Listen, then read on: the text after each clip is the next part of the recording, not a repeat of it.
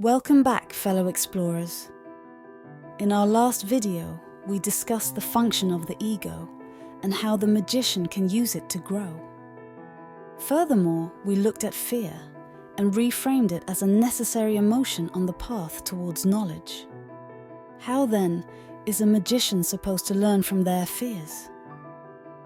The answer to this question is a paradox, one that goes opposite to the ego's programming.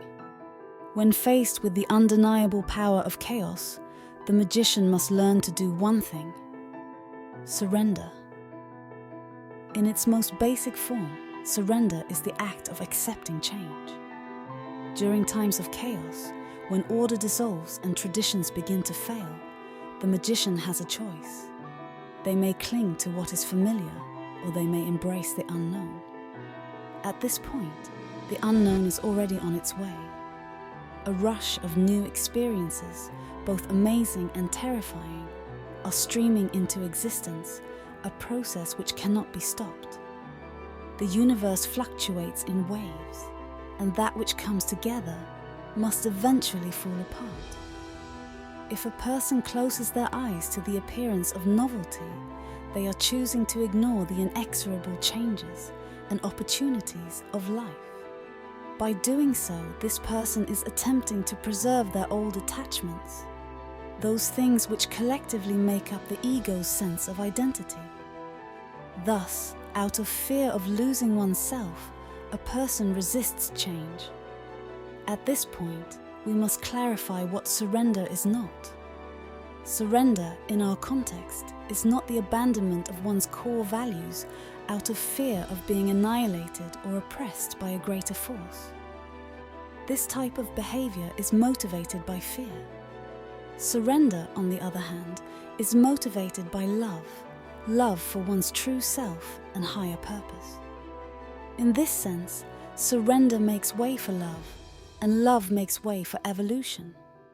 For many magicians, the most common form of surrender involves accepting new truths and discarding old ones. Indeed, the road to developing a magical mind is full of powerful lessons. When we face these lessons with sincerity, we learn that there is more to life than we could ever imagine. These kinds of revelations can be terrifying for those who prefer a static, more predictable worldview.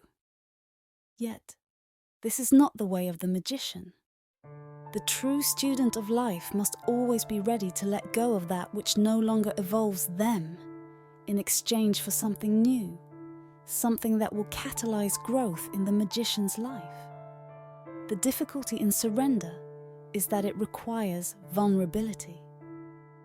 The lessons on the path towards knowledge are not merely intellectual, but emotional as well. Indeed, emotion is known as energy in motion, and to be vulnerable is to open oneself up to experiencing the total range of unique, intense energies that will manifest throughout one's life. Life will deliver these experiences effortlessly as a river flows downhill. It is the task of the magician to see this as an act of love and to choose growth over stagnation.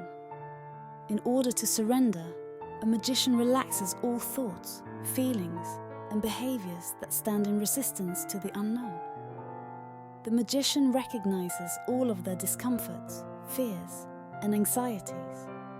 The magician accepts these things, owns them, and allows them to rise and fall.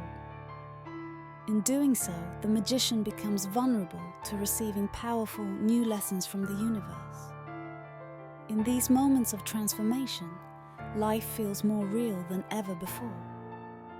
This is the great work of internal alchemy, wherein the true self learns, by way of direct experience, what it means to embody love. Thank you for joining us on this series, fellow explorers. As always, remain inspired, stay with courage, and follow your higher selves.